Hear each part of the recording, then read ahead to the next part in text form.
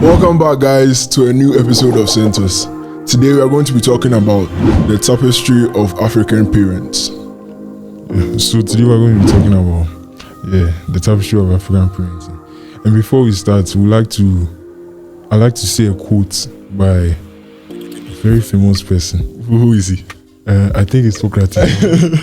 Okay. But yeah, so the quote goes, "He who does not know his past cannot make the best of his present and future, for it is from the past that we learn."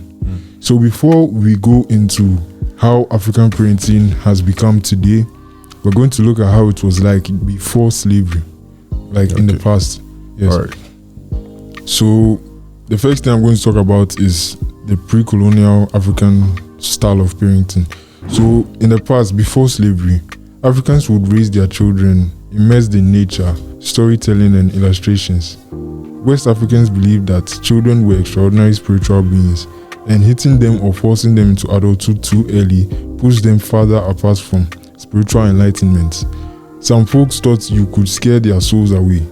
So they actually thought that children were like visitors to this world.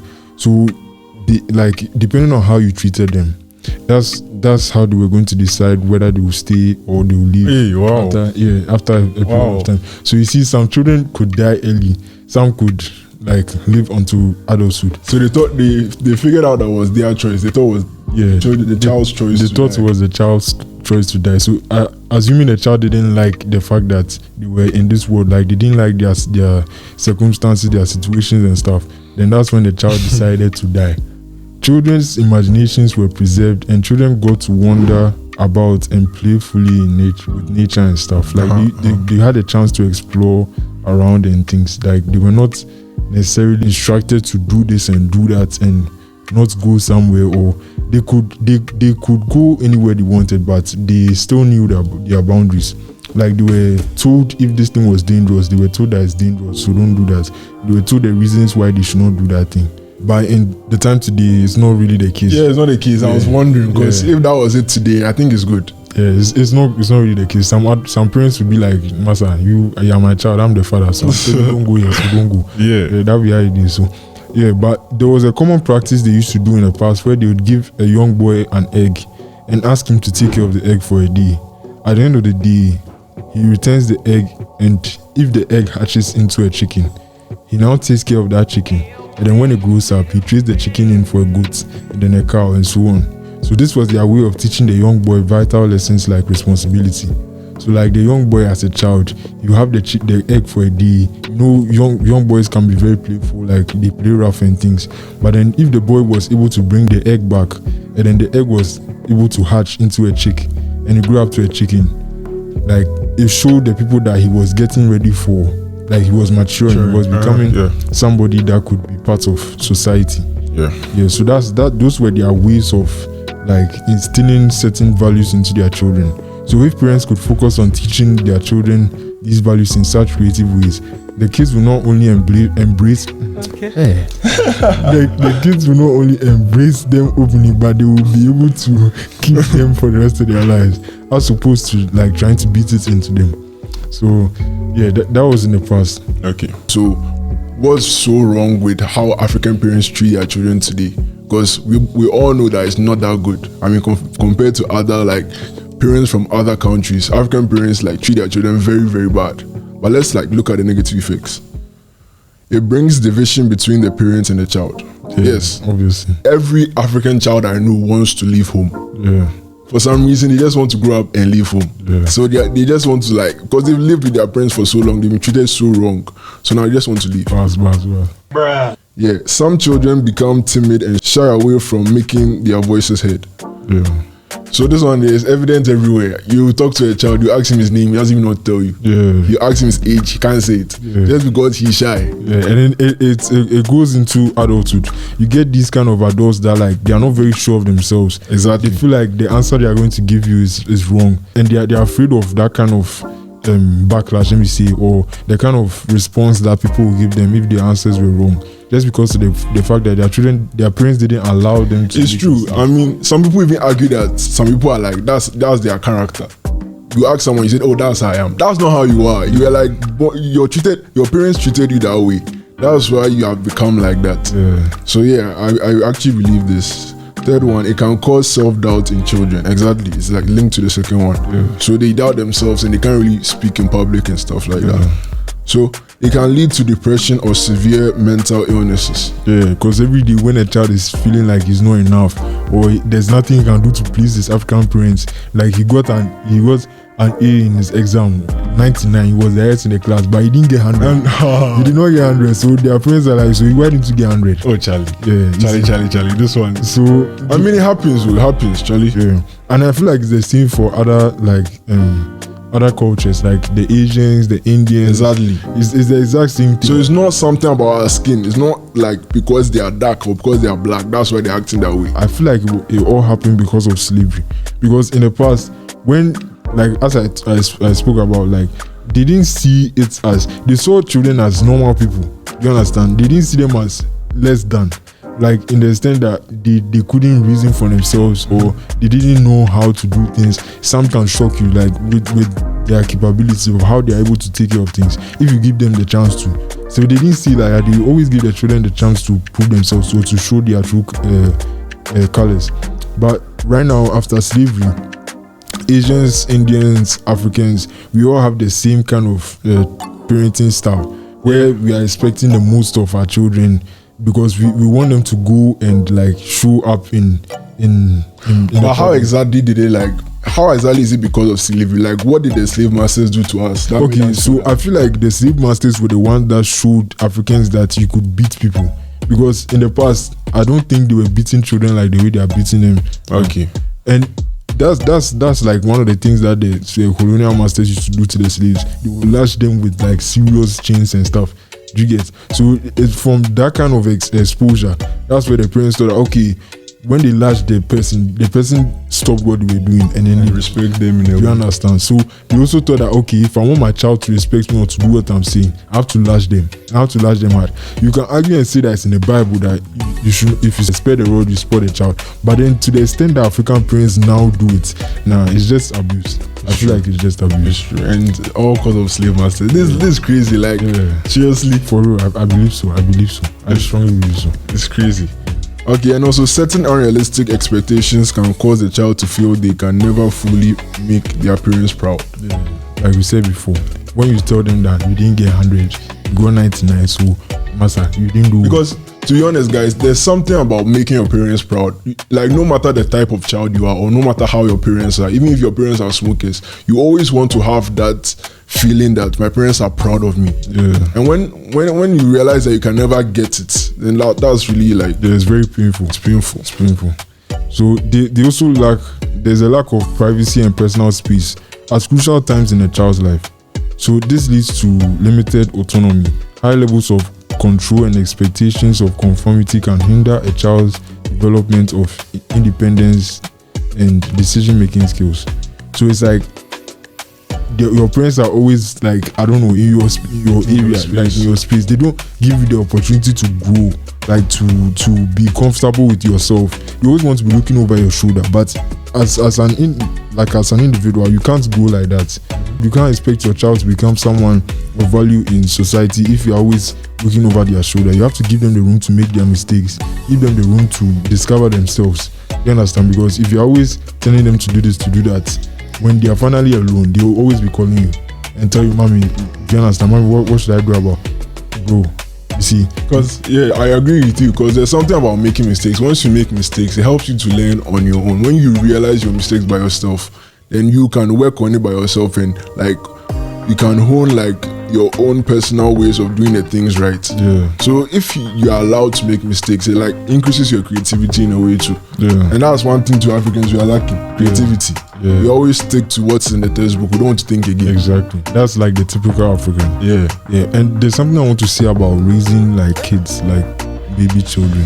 So babies, they can be very selfish by nature because they don't understand the world like you do. It's like their survival instincts kicking in.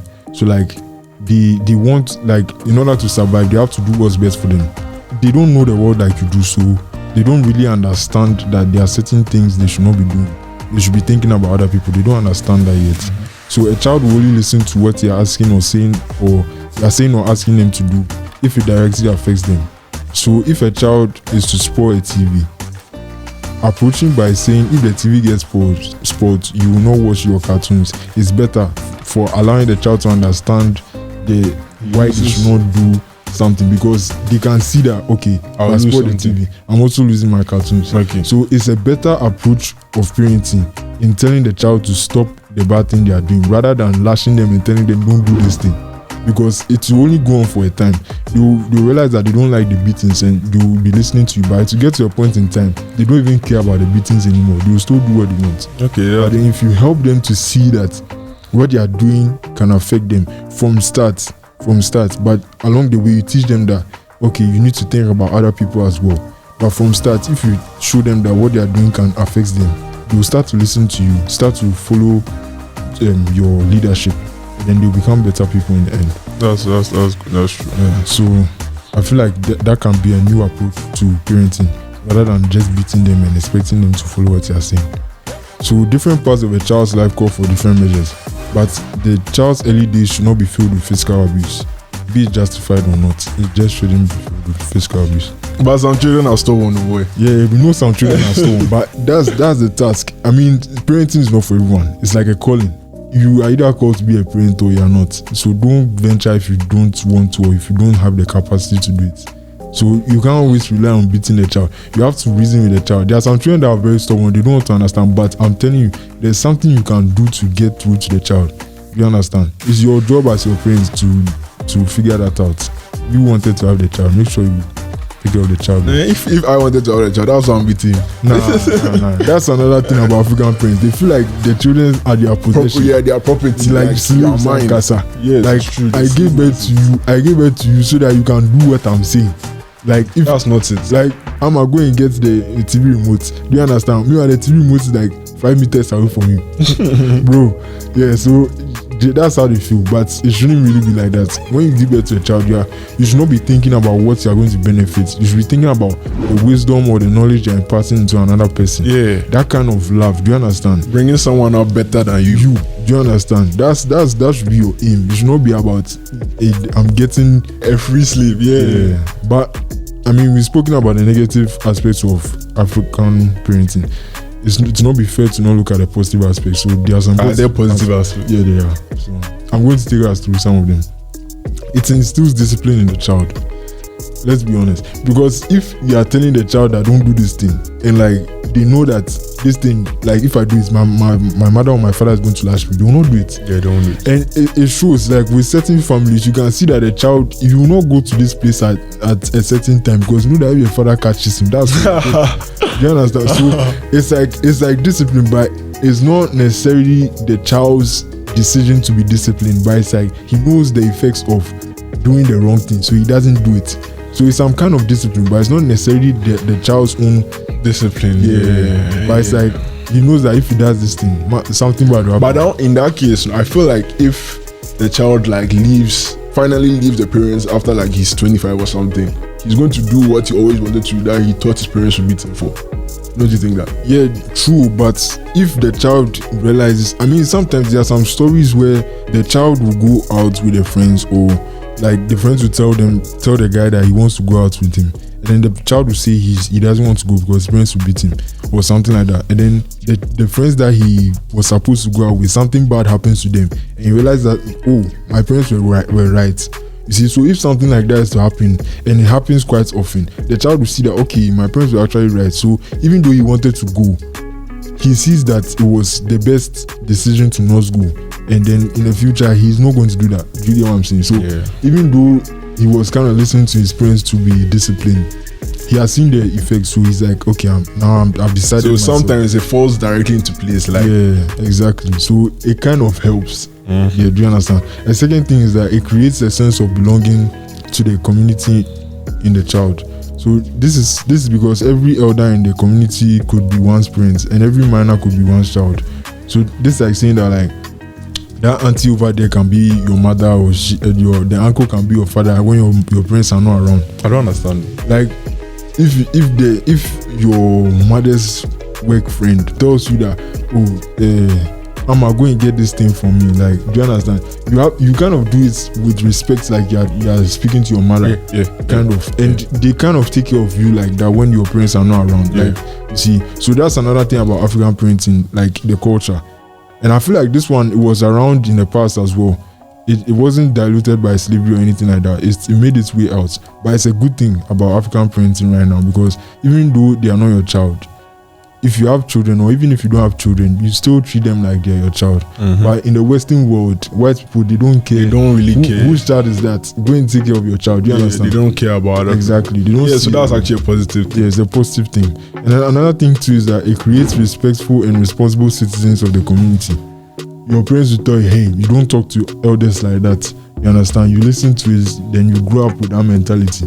Right now, again, the Western world, you can see some 12-year-old talking back and insulting their mothers, telling them I hate you and stuff like that. Bro, it can't. It cannot. It can't happen in Asia. It can't happen in Africa. You're not serious. It can't. Yeah, so that's another positive thing. It helps to instill like respect for elders in a child.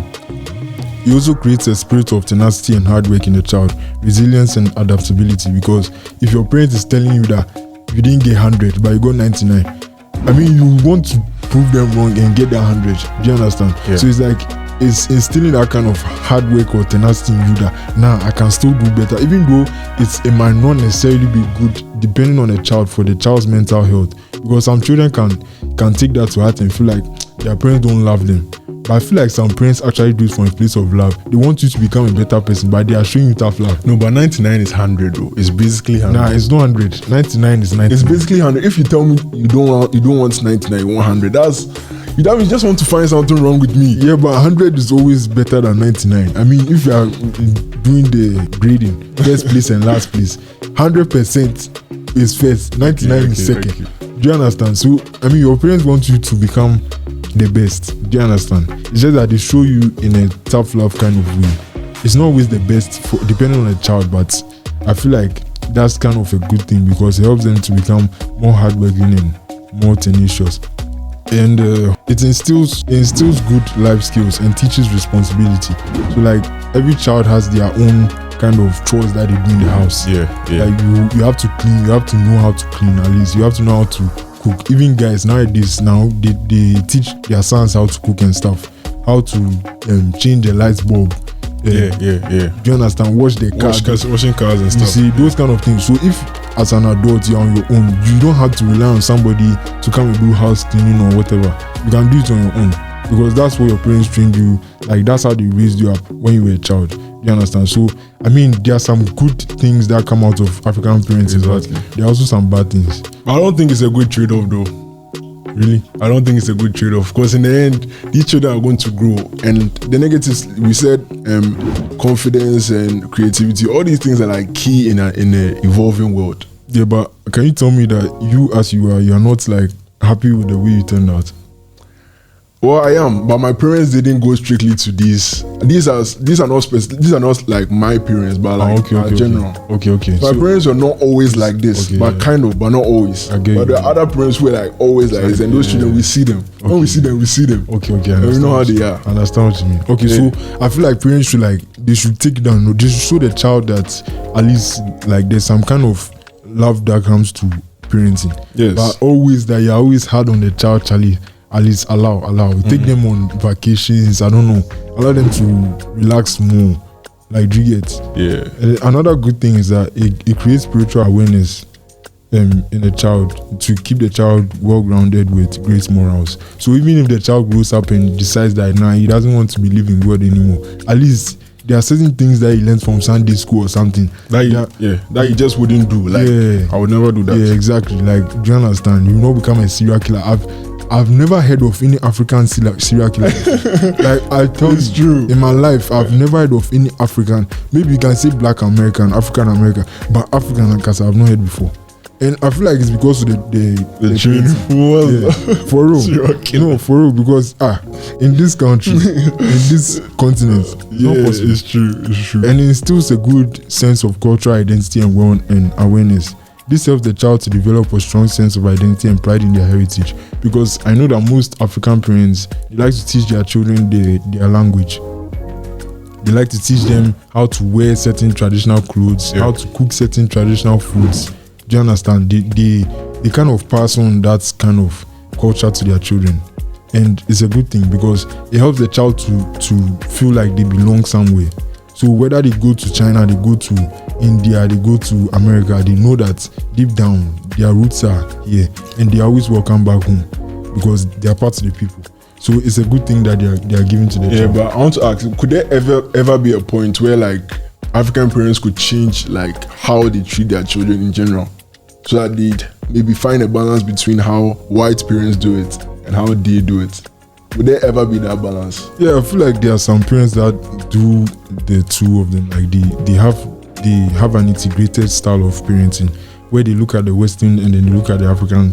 Yeah, I feel like they have those kind of integrations because you can't be doing certain things in America. They will call the police right now. Yeah, you as a black person from Africa, massa, they will not spare you. So yeah, I feel like that kind of parenting style exists. Yeah, but mostly African parents are mostly authoritative. That's like they tell you what to do and you must follow it. There's no room for I want to try this way. What do you mean by You're not trying anything? You're not trying anything. It's my will. You're not trying anything. Under my roof, you better follow the rules. You understand? Something like that.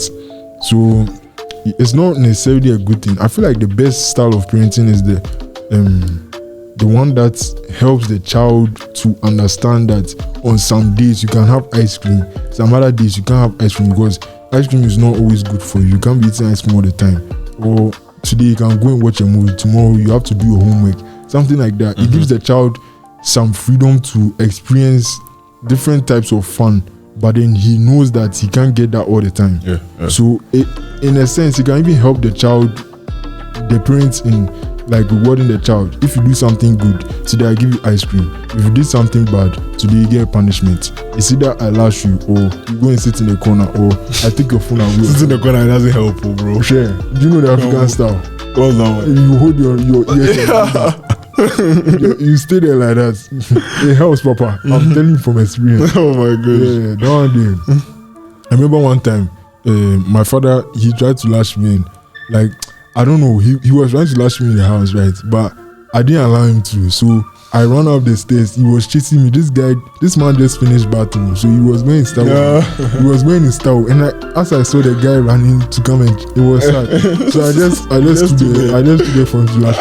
I was sad for him. Yeah, he couldn't watch him. Oh, he was going the towel and trying to fix the towel and chasing me. But I knew that what I did was wrong. Yeah. There's this thing that our parents always tell us, our parents, like when they were in school, they travel 7 miles to go to school. Yes. They climb and they were always first in class. Master, we know that it's not true. It's not true. You don't have to lie to us. At least just tell us the truth, like how you were, and tell us that you want us to be better than you. You understand that one, and join us. It's not that hard. Because if you try and look the best to me, I wouldn't believe you probably, and I would just feel bad that I'm not. It's like not everybody that was first. It's not possible. Yes. How can all our parents have been first in class?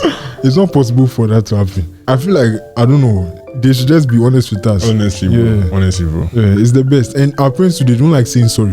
I don't know what the reason. They can't say sorry. Yeah, it's either you can't say sorry. Food is ready or something like that. I don't know. The emotional thing, they can't balance it well. Yeah. So in conclusion, I want to say, just because some things are traditional culture, it doesn't mean that we have to continue the cycle. Yeah. So because your parents were beating you and it was working in like training you, it doesn't mean that you have to continue that with your children. You can find a different way of achieving the same results. You understand? You don't have to necessarily beat your children. I feel like that's wrong. Unless it's very, very serious, it's a very serious matter, then fine. Yeah. Fine, it's valid. But if it's something you do every time that the child is messing up, bro, be a human being, at least. And it's all about your attitude towards it. You could see it as God training you for a certain chapter of your life that's to come. So even if your parents are bad, like you didn't have the best parents, at least see it like it's your kind of training. Like you don't know where you end up, but it's making you a better person. What doesn't kill you makes you stronger. You understand? So as long as you are still here, you are still kicking and breathing and stuff, I feel like this will help you on later on in life. And I also like to let you know that it's the first time your parents have ever been parents with you and your siblings. So they are learning how to do it along the way. They are not perfect. So you should try and change your perspective and be empathetic with their efforts. And that new approach towards the matter could make a big difference, because if you understand that just like you are the first time, your first time being a child is their first time being a parent, the two of you can kind of like reason with each other. Yeah, true. Do you understand? Thinking of it that way really helps. Yeah, you can see that your parents are trying. At least try and look at the reason why they are doing what they are doing, not necessarily what they are doing. Why they are doing it. Do you understand? It's to help you, because you can't change the fact that you can't change your parents. Yeah, you didn't choose them. Yeah. So the best you can do is try and look at it from a better perspective. A positive attitude towards anything can take you very far in life. So you have to learn to honor your father and mother. And honestly, honor is what the recipient deems to be honor. So you can't say that, oh, I'm going to buy my mother ice cream, but your mother is diabetic or something like that. It's not necessarily. Yeah, I don't know. Like, it's not necessarily honor, okay? Because you are not trying for your mother. So I feel like we should all kind of learn how to coexist with our parents, despite their flaws and their shortcomings. So this has been Sentos. I'm Cipher. And I'm Key. Remember to like, subscribe, and share this video. Catch you guys later.